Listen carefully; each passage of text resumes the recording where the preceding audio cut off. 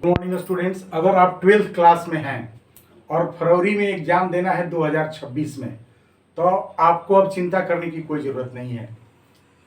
Objective में आपको 50 में 50 मिलेगा, चाहे आपको इंग्लिश आता है या नहीं आता है। आप एकदम ध्यान से सुनिए कि कैसे करना है। एकदम मास्टर प्लान के अनुसार अगर आप पढ़ते हैं तो आपको निश्चित ऑब्जेक्टिव में 50 में 50 करेंगे। और जिस स्टूडेंट्स का ऑब्जेक्टिव में 50 में 50 हो गया इंग्लिश में, वो समझिए कि बिल्कुल एबव 80% मार्क्स लाएगा। अगर उसका सब्जेक्टिव एग्जाम अच्छा भी नहीं जाएगा तब भी।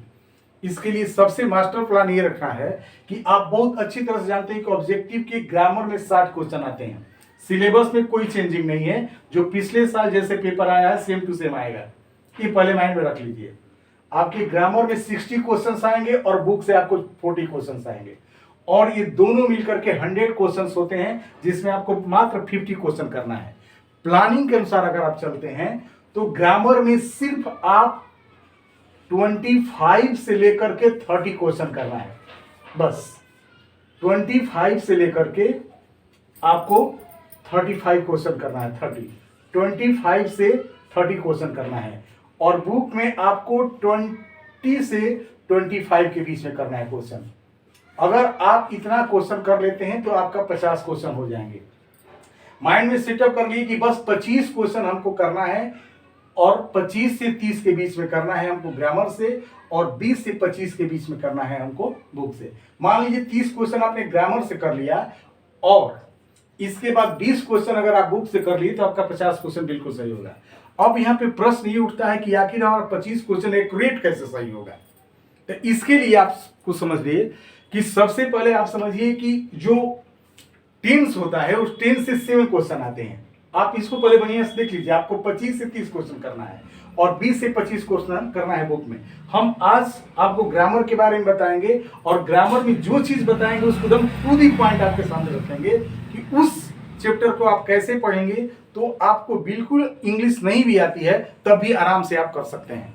देखिए, आपको ग्रामर में क्या करना है कि ग्रामर में आप खूब अच्छी तरह से समझिए कि ग्रामर में आपका टेंस से बहुत क्वेश्चन आते हैं, लेकिन टेंस से आपको सिर्फ और सिर्फ 7 क्वेश्चन करना है।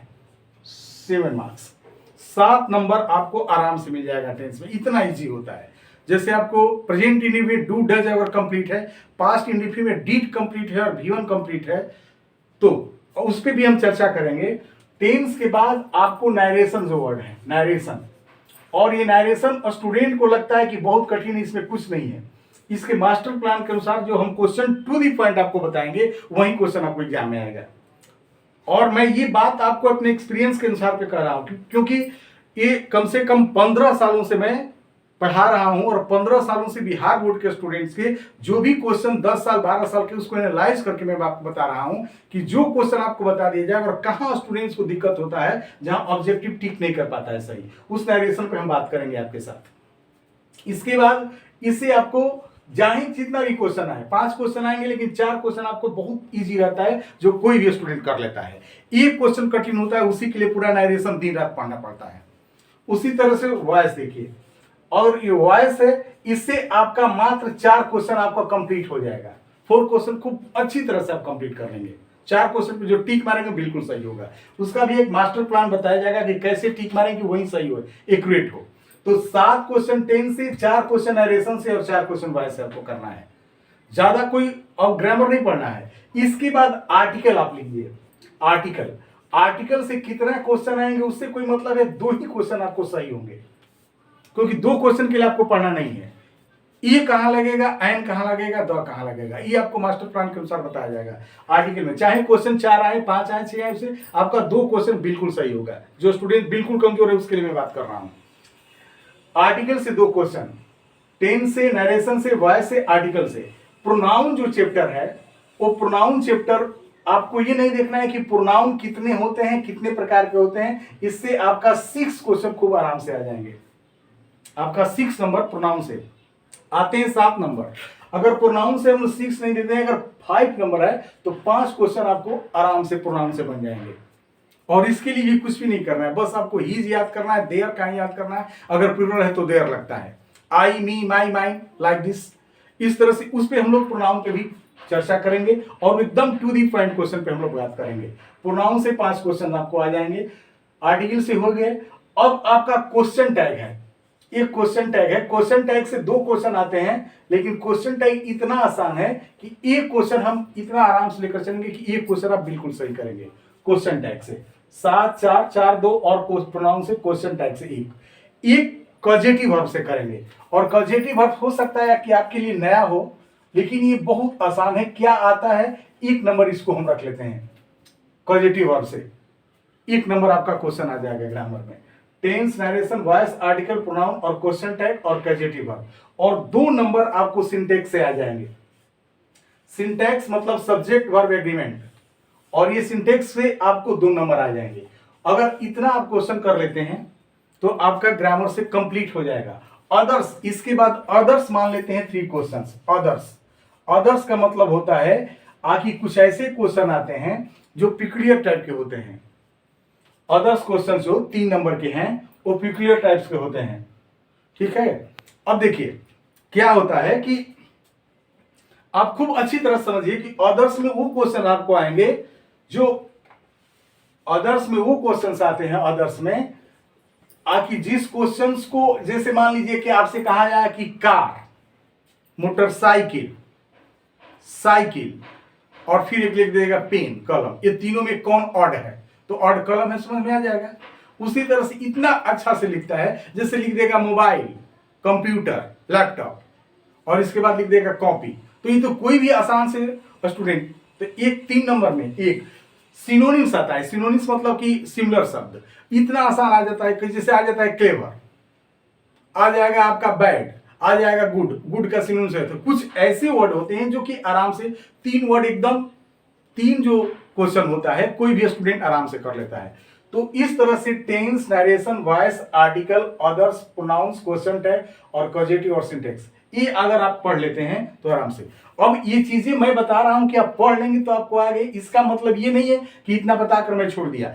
कल से मैं आपको सबसे पहले टेंस में नहीं, क्योंकि टेंस ये अगस्त मंथ चल रहा है और आप इंटर फर्स्ट ईयर में पढ़े होंगे, सेकेंड ईयर में पढ़े होंगे, टेंस जरूर पढ़े होंगे। और टेंस जिसको बहुत अच्छा प्रोफाउंड नॉलेज की जरूरत नहीं है, टेंस के लिए आपको करना क्या है बेटा कि टेंस में एकदम सिंपल, जैसे मान लीजिए कि किसी वर्ड को आप लेते हैं, जैसे आप एक सेंटेंस मान लीजिए कि आपको करना है एलिफेंट, हाथी। तो जैसे ही हाथी शब्द लेते हैं तो आपके माइंड में घूमने लगता है कि हाथी जिसका एक लंबा सूंड होगा, हाथी एक विशालकाय जानवर होगा, हाथी जब रोड पर चलता है सभी लोग देखने लगते हैं, तो ये चीज आपके माइंड में घूमने लगता है। उसी तरह से जैसे ही आपने लिखा कि प्रेजेंट इंडेफिनिट टेंस, जैसे आपने प्रेजेंट इन, तो आपके माइंड में डू, डज, V5, V1 ये घूमने लगे। अगर इतना आने लगता है तो समझिए कि आपका टेंस कंप्लीट है और उस पर आप 7 नंबर का क्वेश्चन कर सकते हैं। नरेशन की जहां तक बात है, इसी नरेशन पे हम कल से चर्चा करेंगे। आपको नरेशन में ज्यादातर क्वेश्चंस जो आते हैं असर्टिव सेंटेंस से आते हैं और 2 नंबर का क्वेश्चन इंट्रोगेटिव सेंटेंस से आता है और इंट्रोगेटिव सेंटेंस पे हम चर्चा करेंगे और एक इंपरेटिव से आता है। ये 4 क्वेश्चन अगर आपका कंप्लीट हो जाएगा, नरेशन हो जाएगा। इसमें सबसे ज्यादा स्टूडेंट को होता है प्रॉब्लम चेंज ऑफ पर्सन में। तो चेंज ऑफ पर्सन को इतना बेहतरीन ढंग से आपको बताएंगे टू द पॉइंट कि आपको कहीं भी दिक्कत नहीं होगा। तो अगर ये मेरी बात आपको पसंद आ रही होगी तो इस को एकदम सब्सक्राइब कर लीजिएगा। अगर बहुत सारे स्टूडेंट्स कमजोर होंगे, कोई पेरेंट्स देख रहे होंगे, तो अपने बच्चों के लिए इसको कम से कम शेयर कर दीजिएगा, ठीक है। क्योंकि कल से आपको ये ऑब्जेक्टिव में 20 से 25 क्वेश्चन के लिए एकदम बेहतरीन ढंग से हो गए। इसके बाद हम बुक पे आएंगे। बुक की जहां तक बात होती है, बुक में आपका जो 3 चैप्टर है रेनबो सेकेंड का 1 से लेकर 10 जो आपका पोएट्री है, उस पोएट्री में ज्यादा पोएट के बारे में पूछता है और क्या पूछता है उस पर हम लोग चर्चा करेंगे उस तरह से। और स्टोरी ऑफ इंग्लिश से ये 2 अगर चैप्टर हम लोग कंप्लीट कर लेते हैं तो हम लोग का 20 क्वेश्चन उससे भी हो जाएगा। तो कुल मिलाकर के हम लोग वो 50 क्वेश्चन ऑब्जेक्टिव में बहुत अच्छी तरह से कर सकते हैं। तो आपका कल से हम लोगों का जो क्लास चलेगा वो नरेशन पे हम चर्चा करेंगे और नरेशन का 4 क्वेश्चन, क्योंकि जो भी जैसे ही नरेशन हम आपको पढ़ाएंगे टू दी पॉइंट, और इसके बाद 10 साल के जो क्वेश्चन आए होंगे वो क्वेश्चन आपसे ही करवाएंगे और आप देखेंगे कि आप कितना बेहतरीन ढंग से इसको टिक कर लेते हैं। बिल्कुल सही। अगर ये बात आपको पसंद है तो बिल्कुल इस चैनल को आप सब्सक्राइब करके रखे रहिएगा और कल के लिए इंतजार करिएगा। Thank you my friends.